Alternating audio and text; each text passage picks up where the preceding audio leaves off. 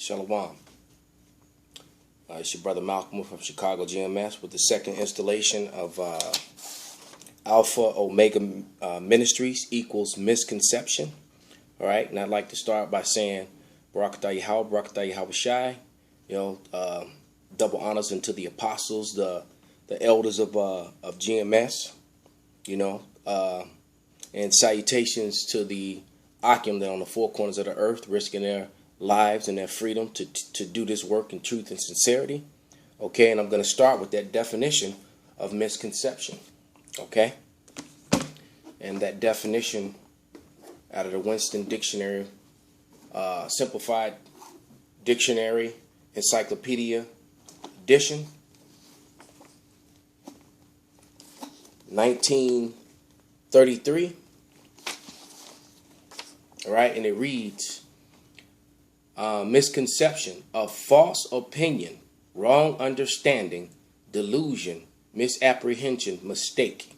Okay, so all Christian churches, not only just James White and Alpha Omega Ministries, but all Christian churches, including IUIC, because IUIC is a Christian church.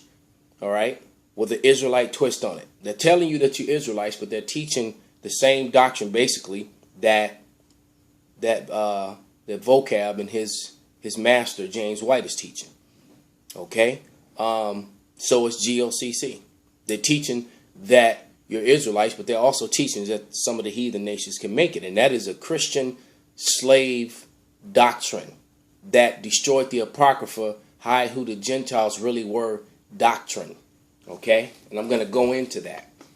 All right,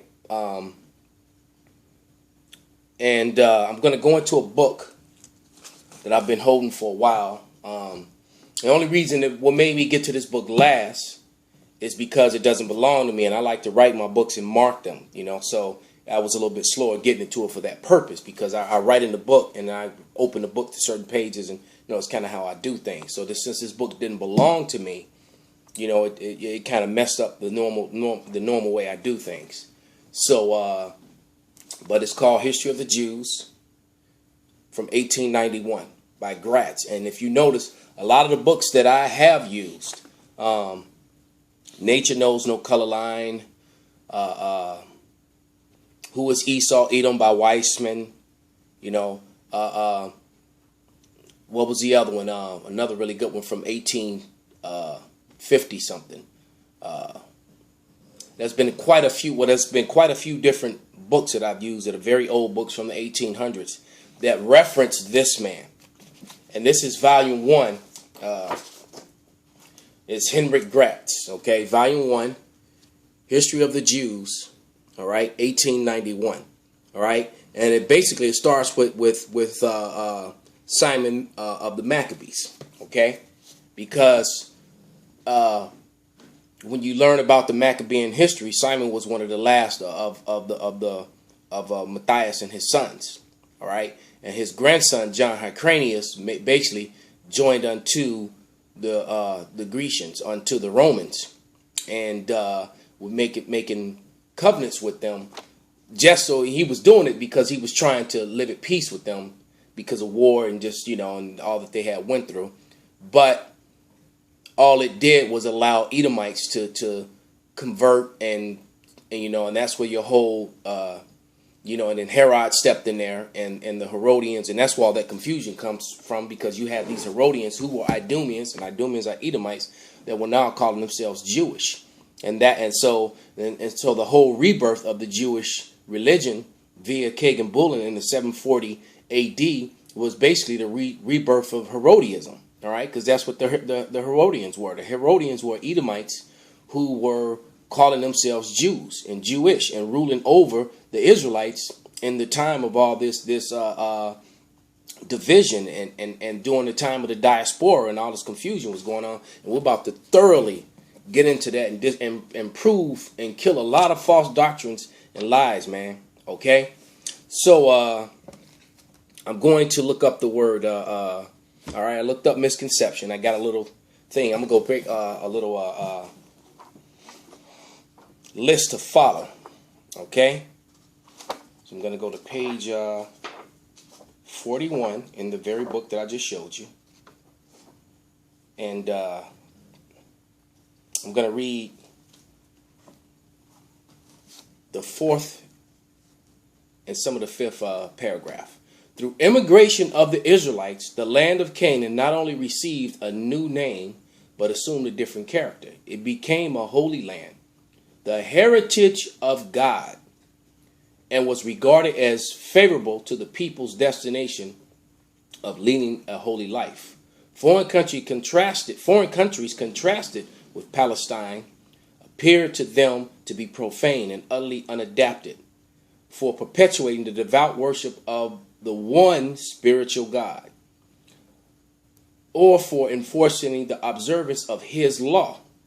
His land was imagined to be sensible and pious, or of the wicked conduct of the inhabitants. There were three iniquities which the land had supposed to spurn as most heinous. These were murder, lasciviousness, and idolatry. Okay, so we can stop right there. But it said the heritage, the most important thing that I read was said the heritage of God. So let's look that up in this Winston Simplified Dictionary. Let's look that up real quick. The heritage of God. Let's look up the word heritage.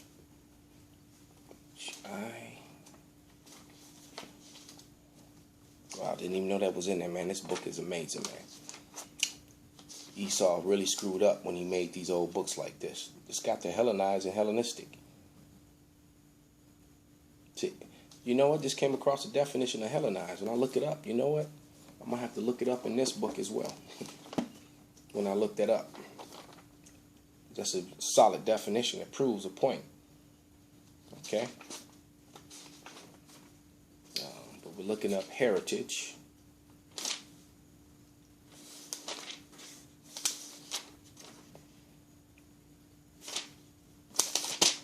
There it is. Heritage. An estate that passes by descent.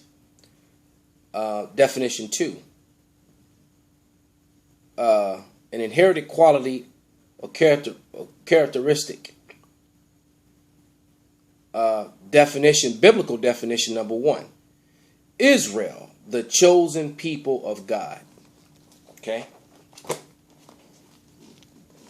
Let's put that up. That's what I like to do. Like I said, I like to mark in my books and show you what I'm reading, which is the reason why, as I was explaining, it took me a while to get to this book because it didn't belong to me. So I didn't want to mark in the brother's book. Okay? So I had to write things out and do things a little differently. All right? Now let me get Amos, Psalms 147, verses 19 and 20. He showeth his word unto Jacob, his statutes and his judgments unto Israel. He have not dealt so with any nation, and as for his judgments, they have not known them. Praise ye the Lord. So the Yahweh Shem Yahushai, the God of the Bible being his real name, not Yahweh or Jehovah or Jesus. Those aren't the names. Those are translations of titles. They're not even they're not names, they're titles. Well, the name Jesus Christ anyway. That is a translation of the title of what he is. You know, it's like I've explained many a times. It's like saying Mr. President. Each president has a name. Okay. But the Lord of the Bible has not dealt so with any other nation, and it clearly tells you. I'll read a couple more scriptures. Let me go to Amos.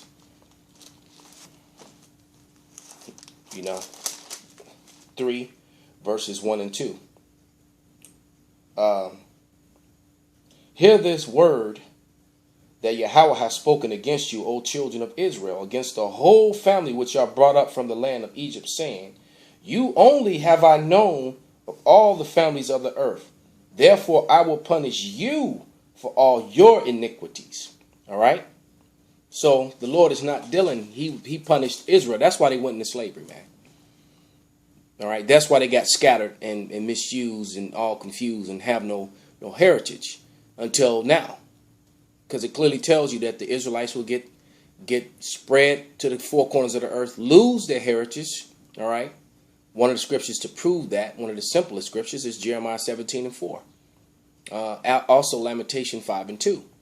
It tells you that they would lose their heritage. There's also tells you in 2 Thessalonians, I believe 2:7, that there will come a falling away first. Israel would fall away from their heritage, and then they would have to be reminded who they were. So they've been lied to about their heritage the whole time by the so-called white man, who was Esau Edom. There's some rapper Edomite dude, like a music producer or something, who's constantly making videos, calling Jake niggas, and that they have no calling them pussies and bitches, and telling them that that they're nobodies because they have no history. Why? Because he's proud that his family put you in slavery and took your history and rewrote history in his favor. He admits that readily. Can't think of his name right now. So what's the problem with the rest of you people? I can actually respect that dude, for the simple fact that he just speaks the truth about what's really going on. I'd rather deal with an Edomite like that than deal with one who smiles in my face, man. All right? Because he going to get his, and how willing I get to get him. But, I probably got to line up so the brothers and already claim him. And let's go to Hebrews 13:8 now.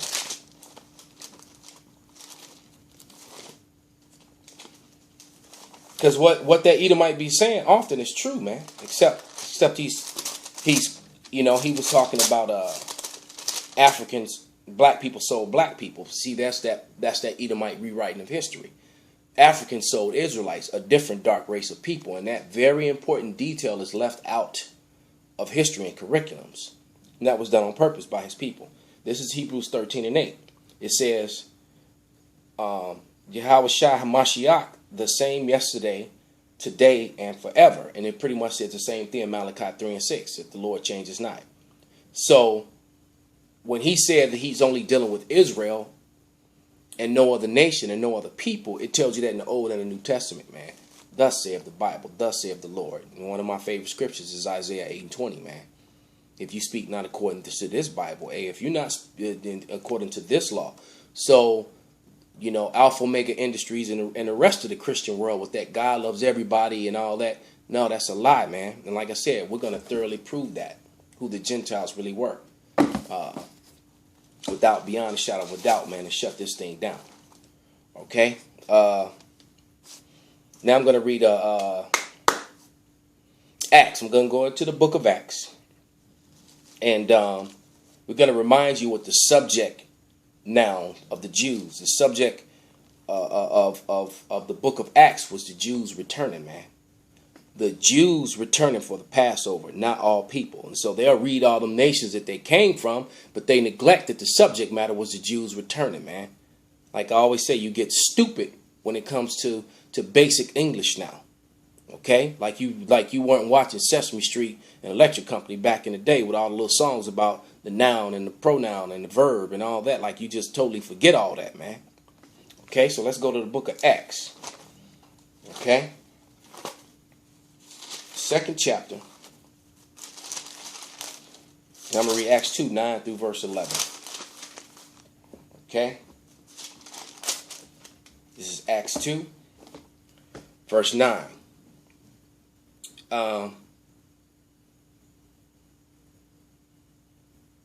Actually, I will start up some. All right, you know what? I'll just start at verse 2. In verse 1 and read down to 11. And when the day of the Pentecost was fully come, and they were all with one accord in one place, and suddenly there came a sound from heaven as of a rushing mighty wind, and it filled the house where they were sitting. And there appeared unto them cloven tongues like as of fire, and it sat upon each of them.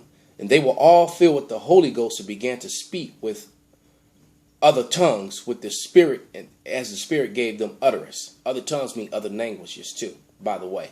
Not that ba mess that they be speaking up in them churches, man. That's just nonsense. Some people be full of demons, man. Because the scriptures clearly say if you speak in another tongue, there should be 2 or more people that can determine what you just said and tell it to the people. They can't do that. All right. And they were filled with the Holy Ghost and began to speak with other tongues as the Spirit gave them utterance.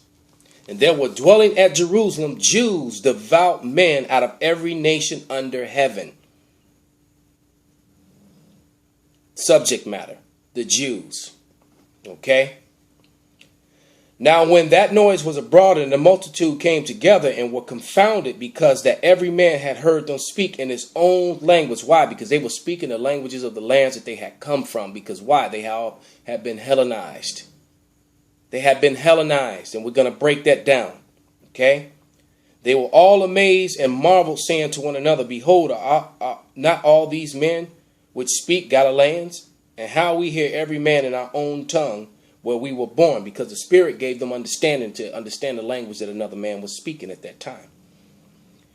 All right? Parthians, who were Jews, Medes and Elamites, who were Jews, and the dwellers of Mesopotamia, who were Jews. All right? In Judea and Cappadocia, Pontus and Asia, whom were Jews. All right? Phrygia and Pamphylia and Egypt, whom were Jews. All right? And parts of Libya about Cyrene, the strangers of Rome, Jews and proselytes, they were all Jews. Okay? Greeks and Arabians, we do hear them speak in our own tongue, and the wonderful works of Yahweh. Okay?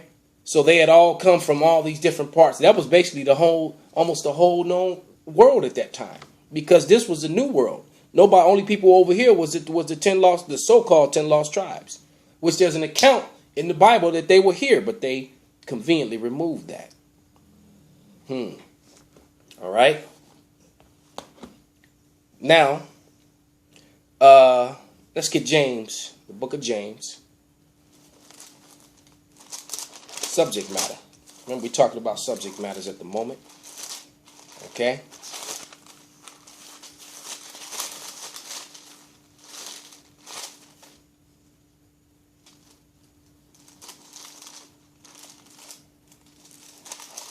James is a small book. I always miss it. It's right before Peter. There we go. James 1:1. A servant of Yahweh and of the Lord, Yahweh Shah HaMashiach, to the 12 tribes which are scattered abroad, greetings. Subject matter of the book of James is to the 12 tribes scattered abroad. All right. And we're going to read about that. This is why the so-called white man, who is Esau Edom, all right, James White, vocab, GOCC Rakah, because let's speak on that too. Elder Rakah of GOCC is not an elder. The only elder Rakah is Apostle Rakah of the men of GMS. That is an elder, all right, an apostle to the Lord, okay, not Rakah of GOCC. The man is teaching that Cornelius is an Edomite and teaching about mermaids. He's also teaching that the Aboriginals in Australia are Israelites, and I believe the Samoans. And there's not now among them will there be found Israelites? Yes, we got scattered to the four corners and are among all nations. But the body of those people are not Israelites, man. And there's no scripture or history to prove that. Okay, none. You people are following him. Well, you know what? Somebody got to be the 2/3, man. So, and I'm not trying to, So, now let's go to the Young's Dictionary Bible of, matter of fact, let me get Helen back in this book too, because when I came across it, it hadn't even dawned on me to look it up in here. But let's hold that on deck so it can come quickly, because I'm trying to get through this quickly. Yeah, matter of fact, let's mark those.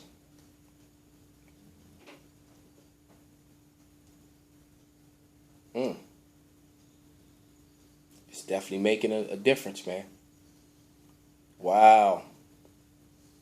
Man. This video might cause a ruckus, man. But if it does, if somebody wakes up, then good, man. Because I might have to read all these. Because as I'm skimming them, as I'm highlighting it. And this is heavy, man. This is heavy. Esau done told on himself, man, I truly love this book, man. This book has been condemning you Edomites for a couple years now, man. A lot of these sit downs I've done, man. A lot of lies have been exposed. This book right here is heavy, man. I wish every brother in GMS had a copy of this book. Real talk. But let's go to the Young's Dictionary Bible, okay?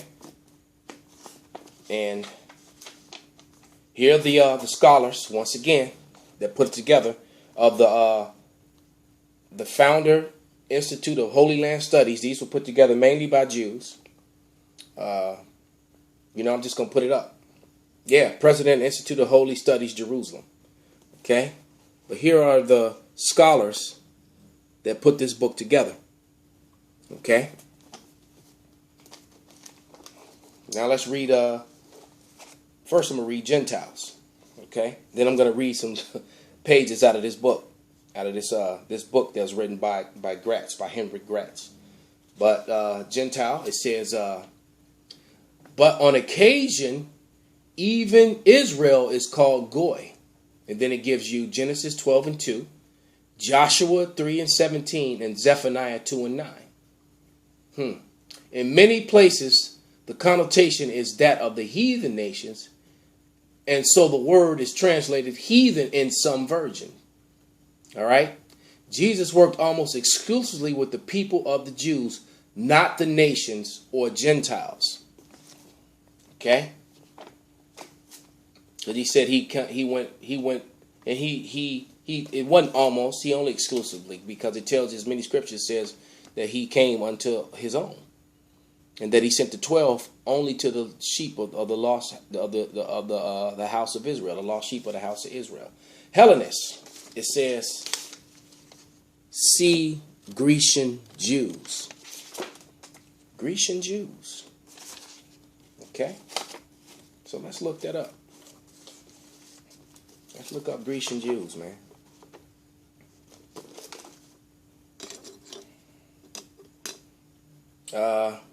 Hellenists were Greek-speaking Jews. Acts 6:1, 9 and 29. That's a total cut on that. So Cornelius was a Greek-speaking Jew, man. All right, Acts 6:1. Matter of fact, let's read it.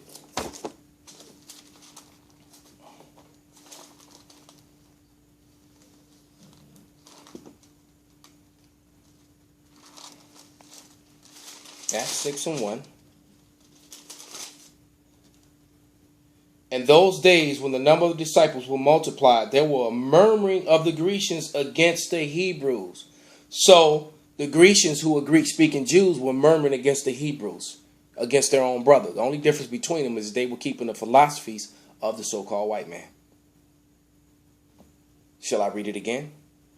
And in those days, when the number of the disciples were multiplied, there arose a murmuring of the Grecians against the Hebrews because their widows were neglected in the daily administration. So the newly found, so basically these Hellenists were knowing that they were Israelites and wanted to be accepted as Israelites by the new powers that be, being the disciples. Under this new religion, so these Hellenists were waking up to the fact that, wait a minute, we're following Grecian ways and calling ourselves by their names, but we know we're the sons of Jacob. That's what was going on, and the so-called white man purposely leaves that out of his Christian doctrine on purpose. Okay, then they got people coming on. Why you so angry and full of anger? The Lord is angry, man. The hell is wrong with you people, man? You men are not men, man. Just like that Edomite, I wish I could remember his name right now. You know, because it's one thing when the heathens say that, but when you Israelites say that, especially you Israelite men, we're not in a woman, this man is effeminate, man. Matter of fact, the very word effeminate means lack of faith. All right, but why you men being effeminate, man? The hell wrong with you dudes? Okay. What was the other scripture? It said in Acts 9 and 29. Let's read 9 and 29, man. And he spake boldly in the name of the Lord Yahushua in dispute against the Grecians, but they were about to slay him. All right. So once again, these Grecians were not Edomite Grecians. They were Israelites. As a matter of fact, we're going to read now. We're going to go into this book. All right. And see, this is Yahweh's program, because this was not a part of my little of my lesson. This wasn't part of the script that I wrote out to follow, but the Spirit led this to happen, so it's going to give you the definition of Helen. All right, it says proper name: a member of the Thessalonian tribe by the Helen, legendary ancestor of the true Greeks. Later, the person of pure Greek race in the classic period. Okay, Hellenist, in preference to the Hebrew, one that learned in Greek. A Hellene, Salakia, all right? A Hellene was the Edomites.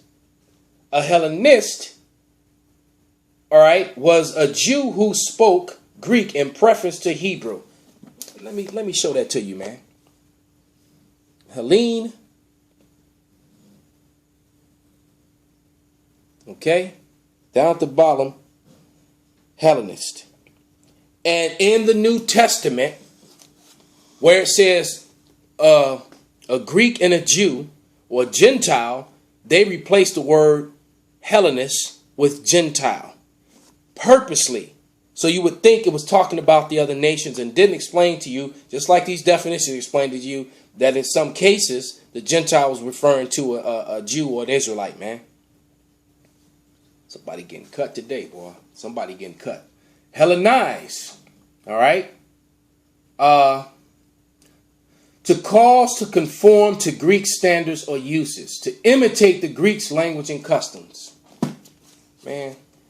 Man, I thank you, Howard, for this book, man. Okay. Now. Page 435 in Gratz's book. Okay, so back into History of the Jews by Henrik Gratz, 1891. This is page 435. Like I said, I'm taking extra care of this book because I made a few markings, but only in pencil, so I could erase them. You know, this, like I said, this is not my book. I was trying to figure out a way. You know, the Lord's like, hey, just use pencil, man. So, you know, because this is a brother's book who gave this to me so I could do this, and he kind of mentioned to me. I was like, all right, brother, I get it. He want his book back. But here we go. Page 435. It says, the Judean settlers in the province of Seleucian kingdom looked up to the Greco-Macedonian rulers, commanders and officers for protection from their numerous foes, because people were always getting at. Because you got to remember, man, the Israelites had lots of enemies, even the ones who had conformed. So they were looking to the authorities that were ruling over them to protect them the same way Jake is doing today. That's why they make leagues, you know. And these would be them, you know, those Quincy Jones types characters, those the pudding dude, you know, Bill Cosby type characters, man. T.D. Jakes, these guys who make league with the Edomite against their own people and hide the truth in our culture away. Right, Jesse Jackass Jackson and Al Sharpton and damn George Lopez, you know, all these sellout Jakes, man, that's in league with their enemy for favor. All right, it was necessary. But in order to curry favor with the Greeks, it was necessary to endeavor and become like them in manners, customs, and observances. All right, that's why Jake be walking around with a bald face and a necktie on. When you see them on TV and commercials and in movies, man, often they gotta, especially if you have a main role, the only time they usually put a beard on Jake is when he's a so-called bad guy, man. You know. Trying to close the book accidentally, man. Let me go back. Okay.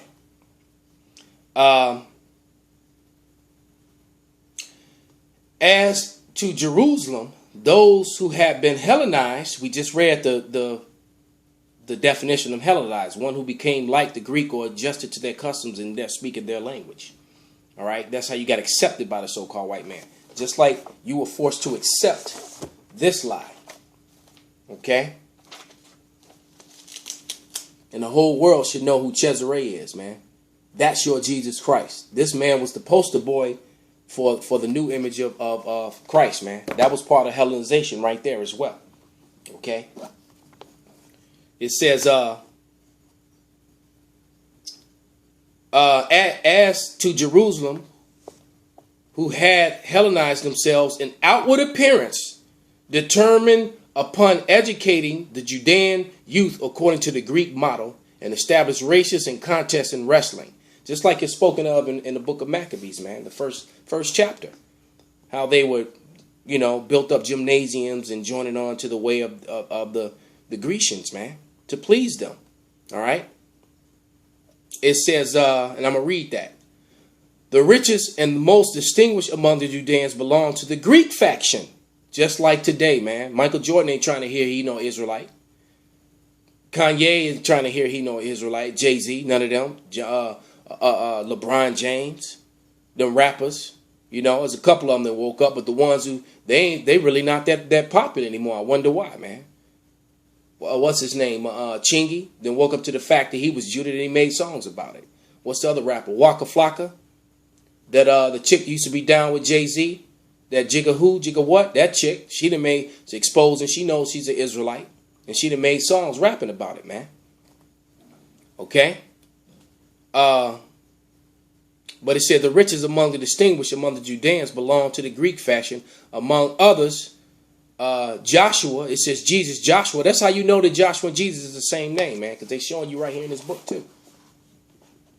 That's how you know that that's not the name of the Lord, man. Okay? And the son of the high priest called himself Jason, and who was followed by many Aaronites. The party was led by the Tobias, or son of the grandson of Joseph, the tax collector. But as the Jewish law and custom were sternly opposed such innovations and held a special abhorrence for Greek shamelessness, these factions determined to abolish the faith of the fathers, that the people might be Hellenized without let or hindrance. So you had enemies of Israel among Israel, man. Just like Baccades and that cat Baccades that I've read about so many times. I believe. Let's see if we can get an account of that, if I can remember where to find it real quick.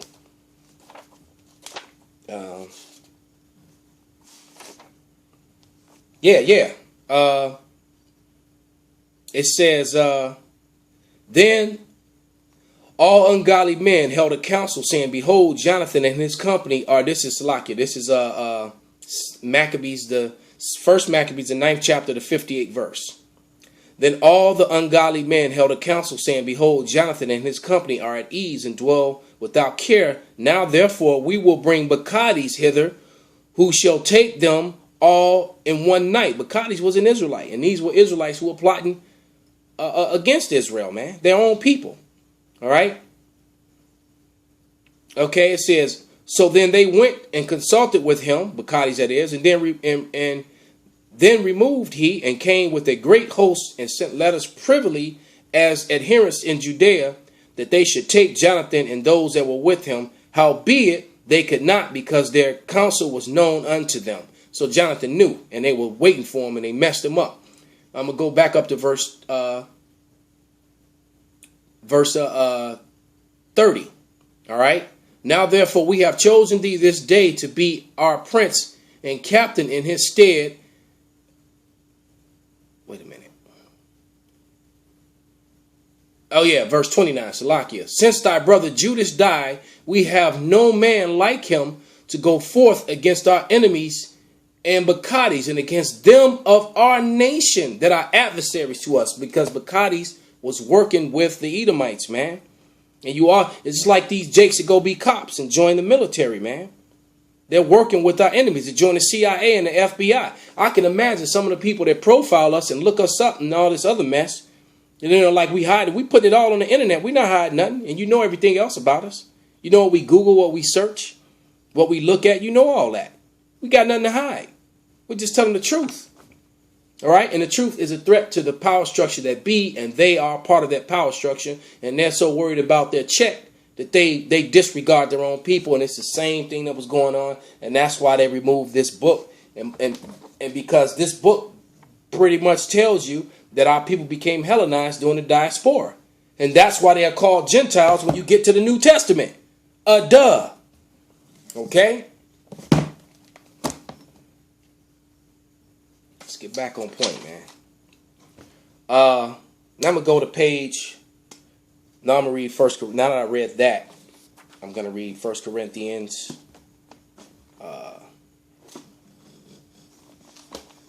12, 1 and 2. You'll see the scriptures begin to make sense now. All right. This is one of Mike Ayala's favorite scriptures. My beloved brother in the camp head. This is, he brings this out a lot. This is 1 Corinthians 12, 1 and 2. Now concerning spiritual gifts, brethren, I would not have you ignorant. Ye know that ye were Gentiles carried away unto these dumb idols, even as ye were led. So yeah, because a lot of our people follow behind that. So the Maccabees is the time period before Yahushua disciples came on the scene. So by the time the Yahushua disciples came on the scene, they were trying to clean up this mess, this disarray of what our people were in. And so at first they were only talking to those who would listen. And then Paul came, and Paul was the one who led the ministry to bring the Hellenists in, not Edomites, not the Hellenes, but the Hellenist, which is why they removed it. So Esau gave you the definition between a Hellene and a Hellenist. And they went into the Bible and they purposely put Gentile where Hellenist was, or Hellenista. It's a simple plan, man. Esau is the devil that the Bible speaks of, man. Okay? Page 442.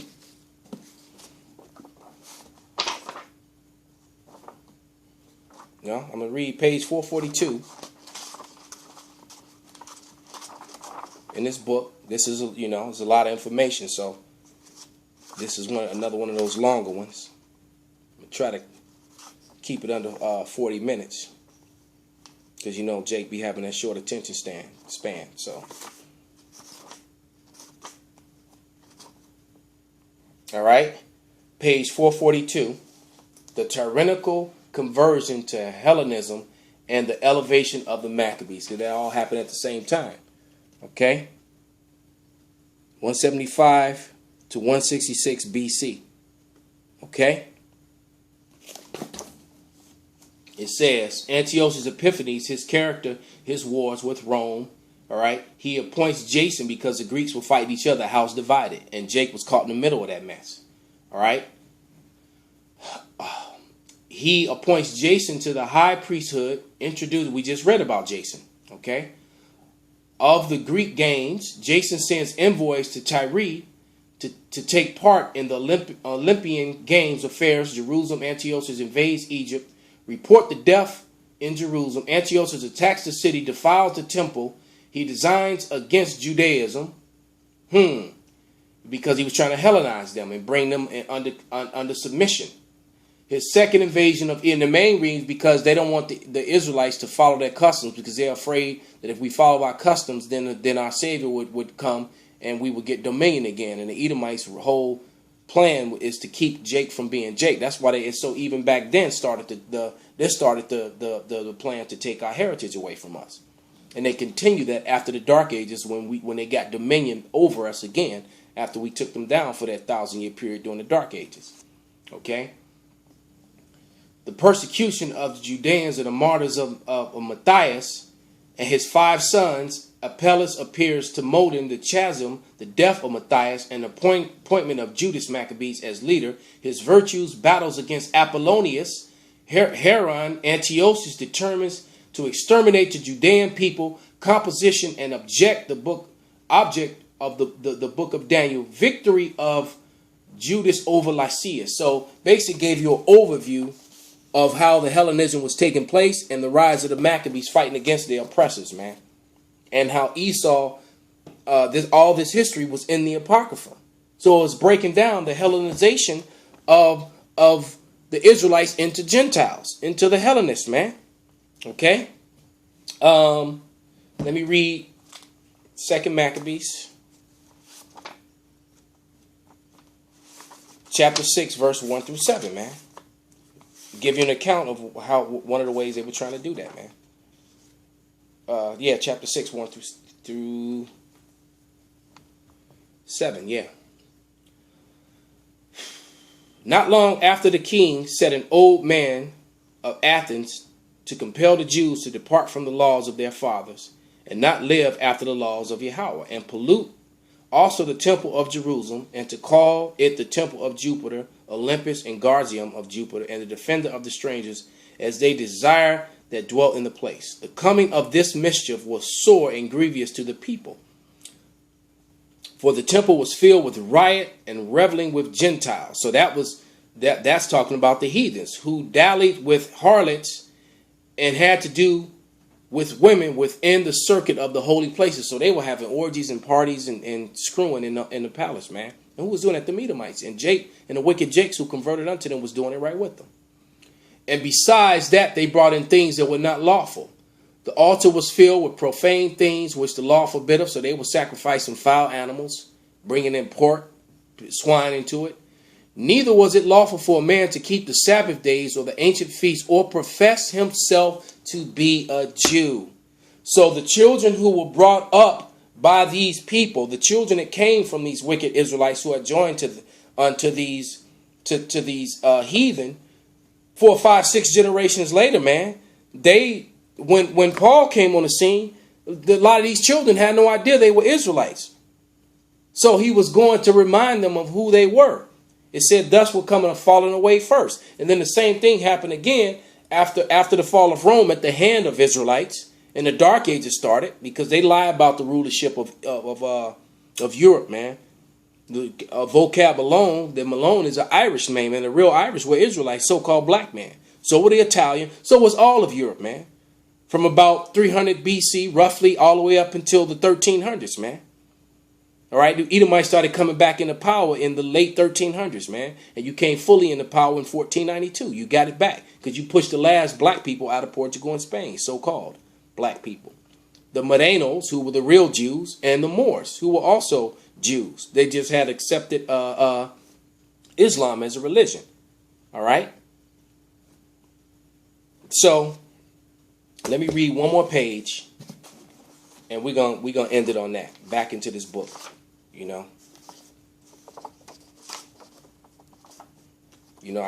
This is a lot of information that just must have to come out. But this is page 44, 444, and 445. I'm just going to read a little bit from each and then finish this thing. It says, it was in the execution of his designs to deceive the Romans that he introduced in Antioch and in Roman gladiatorial combat, because most of them in them arenas today, there's Jake that dominates in those arenas, man. All right. And they, like I said, you go back to the first chapter of the book of Maccabees, man, and it tells you how they built gymnasiums and they were competing naked and all kind of craziness in there. And a lot of the Israelite youth didn't want to do it.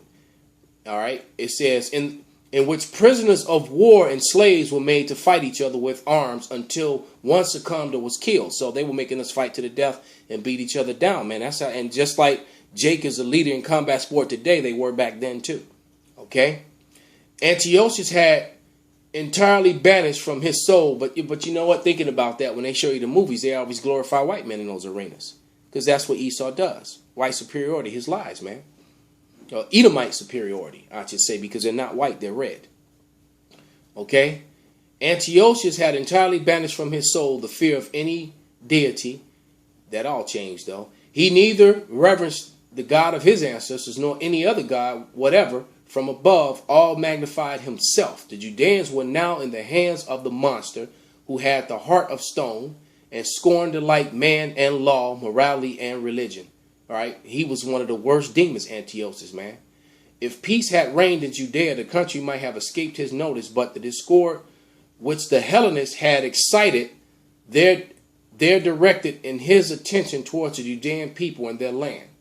All right. The Hellenist party themselves requested his interference in the internal affairs of Judea. That's how they ended up killing Yahushua, man. And brought in them here. And then eventually they appointed them Herodians who were Edomites over us, convert Jewish people. And were trying to kill. You had John the Baptist killed. Were trying to have the men of Israel killed because they knew that the prophecies were going to come. And there was going to be a savior to raise up among them. The horn of our salvation. And they were trying to get rid of that. Fast forward to the future. these people that are Jewish today, they're going after them, that old Herodian things, man. The Hellenists then carried out their long cherished plan of divesting their other enemy, the high priest Onias, and his dignity, because they were trying to stop their own culture totally, man. And then you had the priests who had joined unto them Pharisees, man, because they were taking those purses too, man. Like there's a lot of guys that are suspected of taking purses, you know, within among Israel, man. Real talk. The brother latter called Jesus, or Jason, there goes Jason again, promised Antiochus a large sum if he would transfer the high priesthood to him. And that's exactly what he did, because of the rise of the Herodians shortly after that, man. And the needy king did not scruple to grant the request. Onias, who journeyed to Antioch to bring charges against his enemies, was denounced as partisan of the Ptolemies, and the accuser became the accused. The Hellenists, or rather the high priest, next potential. So among the high priests were Hellenists, man. Next potential Antiochus, at that those Judeans who were trained for the Greek combat should be registered as Antiochians or Macedonians, and such would be entitled to privileges in full citizenship and admitted to all public meetings. And some of these same people became soldiers and in the armies of the Romans and the Grecians, man. Cornelius, a devout man, a Jew. Devout is always followed by or preceded by Jew. An adverb, pronoun, noun and pronouns. You people are stupid and for following these false Edomites and listening to people like James White, man, or vocab. All right? But you know what? That's more than enough, man. All right? With that, I'm going to say all praises, glory, and honor be unto Yahweh Ba'ashem Yahweh Shai.